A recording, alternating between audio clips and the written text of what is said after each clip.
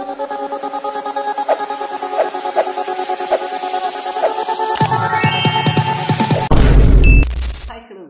வீடியோவில் big Boss season 8ல டே 97 இருக்கு இல்லையா, அதை தான் ரிவ்யூ பண்ண போகிறோம் அப்படின்னு சொல்லலாம். ஸோ டே 97 பொறுத்த வரைக்குமே வந்துட்டு பார்த்தோம் அப்படின்னா one of the unfair eviction அப்படின்றது நடந்திருக்கு. ஸோ நேற்று வந்துட்டு பேசும்போது பார்த்தோம் அப்படின்னா இந்த அன்ஃபேர் எவிக்ஷன் பிஆர் டீம் அப்படின்றத பற்றி வீட்டுக்குள்ளே பேசியிருந்தாலும் பார்த்தோம் அப்படின்னா எண்ட் ஆஃப் த டேல வந்துட்டு இது ஒரு அன்ஃபேர் எவிக்ஷனாக தான் எனக்குமே தெரியுது அப்படின்னு வந்துட்டு சொல்லிடலாம். ஸோ பிஆர் டீம் இருக்கு இல்லையா, அதை பற்றி வந்துட்டு லைக் சுனிதா இருக்காங்க இல்லையா, சுனிதா பேசும்போது வந்துட்டு பார்த்தோம் அப்படின்னா விஜய் சேதுபதி வந்துட்டு ஒரு விஷயம் அப்படின்றத சொல்லியிருந்தாப்புல. ஸோ இந்த பிஆர் டீமை வச்சு மட்டுமே பார்த்தோம் அப்படின்னா எல்லாருமே ஜெயிச்சிட முடியாது அப்படின்னு சொல்லிட்டு அந்த பிஆர் டீம் வந்துட்டு ஒரு வழியில் வந்துட்டு உங்களுக்கு ஹெல்ப் பண்ணலாம், உங்களை ப்ரொமோட் பண்ணலாம், என்ன வேணாலும் பண்ணலாம். இப்போ என்னுடைய படங்கள் வருது அப்படின்னா அதை நான் ப்ரொமோட் பண்ணலாம், பட் படம் நல்லா இல்லை அப்படின்னா மக்கள் இருக்காங்க இல்லையா, மக்கள் வந்து அதுக்கு ஆதரவு தரமாட்டாங்க அப்படின்ற மாதிரி சொல்லியிருந்தாரு. ஸோ அதுக்கு ஃபேன்லேருந்து ஒருத்தராக இருந்தாலும் சரி, இல்லை சுனிதாவாக இருந்தாலும் சரி, ஸோ அவங்களுடைய பாயிண்ட் ஆஃப் வியூவாக என்ன இருந்துச்சு அப்படின்னு சொல்லி பார்த்தோன்னா 10 படங்கள் வரது அப்படின்றது ஓகே தான், பட் ஒரே ஒரு படத்துக்கு மட்டும் நீங்கள் 100 கோடி ரூபாய் லெவலில் ப்ரொமோஷன் பண்ணீங்க அப்படின்னா மற்ற 9 படங்கள் அடிபடுறதுக்கான வாய்ப்பு இருக்கு இல்லையா, அதை தான் வந்துட்டு நாங்கள் எடுத்து சொல்கிறோம். ஸோ அவங்க ப்ரமோஷன் பண்ணிக்கிறாங்க, அவங்க ப்ரமோட் பண்ணிக்கிறாங்க அப்படின்றது எங்களுக்கு பிரச்சனை கிடையாது, பட் அவங்கள ப்ரமோட் பண்ணணும், அவங்கள வந்துட்டு பெருசாக காட்டணும் அப்படின்ற நோக்கத்தில் பார்த்தோம் அப்படின்னா எங்களை சின்னதாக காட்டி எங்களை டெஸ்ட்ராக்ட் பண்ணுற மாதிரி ஒரு கேம் பிளே அப்படின்றது பண்ணுறது இருக்கு இல்லையா, அதுதான் வந்துட்டு எங்களுடைய ப்ராப்ளம் அப்படின்றத எடுத்து வச்சுருந்தாங்க.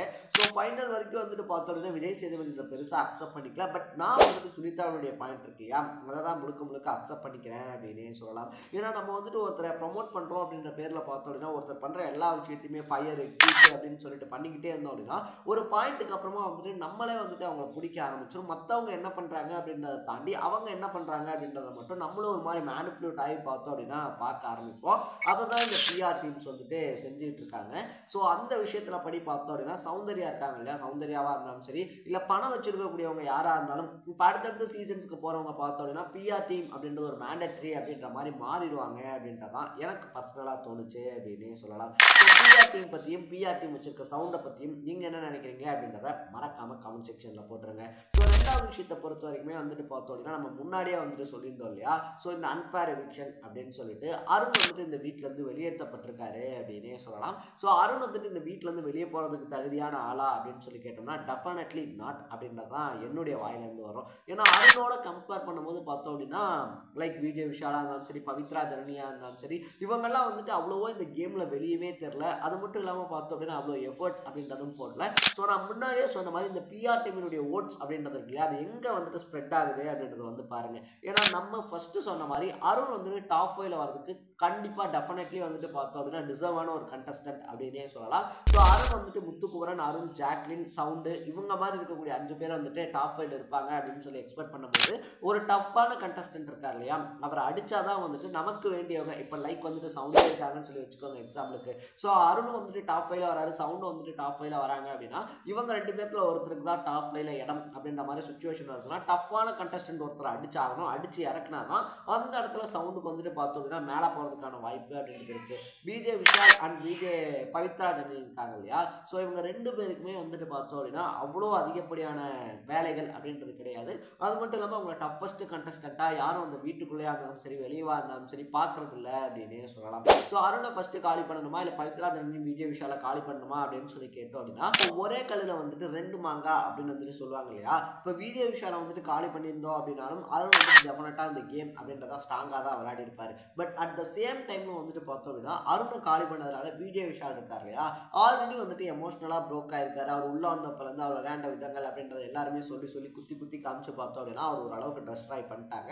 இப்போ இந்த நேரத்தில் அருணையும் வெளியேற்றணும் அப்படின்னா அது கண்டிப்பாக விஜய் விஷாலுக்கு வந்துட்டு ஒரு பிரேக் டவுனாக அமையும். அதை வச்சே வந்துட்டு விஜய் விஷால் இருக்கார்ல, அவருடைய கேம்லாம் கான்சன்ட்ரேட் பண்ணாமல் அவுட் ஆஃப் ஜோனுக்கு வந்துருவார். அதை தாண்டி நம்ம வந்துடலாம். அதே மாதிரி பவித்ரா தரணியும் பார்த்தோம்னா இது வரைக்கும் டஃபஸ்ட் கண்டஸ்டண்ட்டாக தெரியவே இல்லை அப்படின்றதுனால ஒன் ஆஃப் த டஃபஸ்ட் கண்டஸ்டண்ட்டாக இருந்த அருண் இருக்கார் இல்லையா, அருண் இந்த வீட்டை விட்டு வெளியே வந்திருக்காரு அப்படின்னு சொல்லலாம். நான் முன்னாடியே சொன்ன மாதிரி தன்னால் முடிஞ்ச அளவுக்கு எல்லா எஃபர்ட் அப்படின்றதையும் பார்த்தோம் அப்படின்னா அருண் உள்ளே போட்டிருக்காரு அப்படின்னு சொல்லணும். எல்லா எமோஷன்ஸையும் காமிச்சிருக்காரு, தப்பு பண்ணியிருக்காரு, அதை தப்பு அப்படின்னு சொல்லி சொன்னதுக்கப்புறமா அதை திருத்திக்க மாட்டேன்னு அடம் முடிச்சிருக்காரு.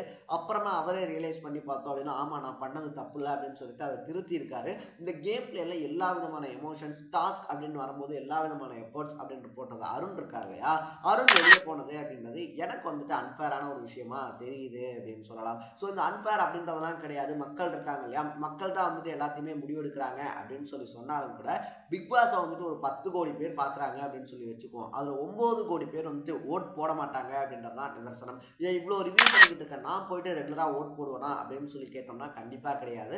ஸோ பார்க்குறவங்களாம் ஓட் போட்டால் தான் இவங்க சொல்கிற மாதிரி மக்களுடைய கருத்து அப்படின்றது போய் சேரும். பட் பிஆர் ஏஜென்சிஸ் அப்படின்னு சொல்லி செட் பண்ணி வச்சுட்டு போகிறாங்க இல்லையா, ஸோ அவங்கள மாதிரி செட் பண்ணி வச்சுட்டு போகும்போது பார்த்தோம் அப்படின்னா அவங்க ஒரு செட் ஆஃப் பீப்புள்ஸ் அப்படின்றத வச்சு தான் ஓட் பண்ணுறாங்க.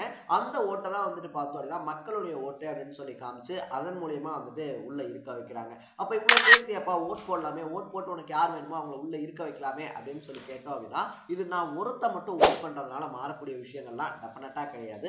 பார்க்குற எல்லாருமே ஓட் பண்ணணும். ஸோ இப்போ நான் வந்துட்டு ஓட் பண்ணுறேன் அப்படின்னா அது என்னுடைய கையில் இருக்குது. பட் எல்லாத்தையுமே ஓட் பண்ண வச்சு டிசர்வான கண்டஸ்டன்ட் இருக்காங்க இல்லையா, அவங்கள உள்ள இருக்க வச்சிட முடியுமா அப்படின்னு சொல்லி கேட்டால் அதுக்கான வாய்ப்பும் ரொம்ப ரொம்ப கம்மி அப்படின்னே சொல்லலாம். ஸோ பிஆர் டீம் இந்த கேமில் வந்துட்டு ரொம்ப பெரிய பிளேலாம் பண்ணல. என்னதான் பிஆர் டீம்லாம் இருந்தாலும் கண்டஸ்டன்ட் எஃபோர்ட் போட்டால் தான் உள்ளே வர முடியும் அப்படின்னு சொல்கிறதெல்லாம் கரெக்டு தான். பட் அந்த கண்டஸ்டன்ட் உள்ளே இருக்கிறதுலே ஒரு பாயிண்ட்டுக்கு அப்புறமா பார்த்தோம் அப்படின்னா பிஆர் டீம் இருக்காங்க இல்லையா, அவங்க செட் பண்ணக்கூடிய இந்த ஓட்டிங்ஸ் அப்படின்றதான் நிர்ணயிக்குது அப்படின்றதான் என்னுடைய பாயிண்ட் ஆஃப் வியூ அப்படின்னே சொல்லலாம். ஸோ நீங்கள் இந்த விஷயத்தை பற்றி என்ன நினைக்கிறீங்க? ஃபர்ஸ்ட் ஆஃப் ஆல் அருண் இருக்கார் இல்லையா, அருண் இந்த வீட்டை விட்டு வெளியே போனது அப்படின்றது கரெக்டான டிசிஷனா அப்படின்னு சொல்லிட்டு கமெண்ட்ல போட்டு இதே மாதிரி மீதி இருக்கக்கூடிய நாட்களுக்கான அப்டேட்ஸ் அண்ட் ரிவ்யூஸ் இருக்கு இல்லையா, அதை தொடர்ந்து பார்க்கணும் அப்படின்னு ஆசைப்பட்டீங்கன்னா மறக்காம சேனலை சப்ஸ்கிரைப் அண்ட் ஃபாலோ பண்ணிக்கோங்க. நாளைக்கு டே 98 ரிவ்யூவோட சந்திக்கலாம். Tata, bye by.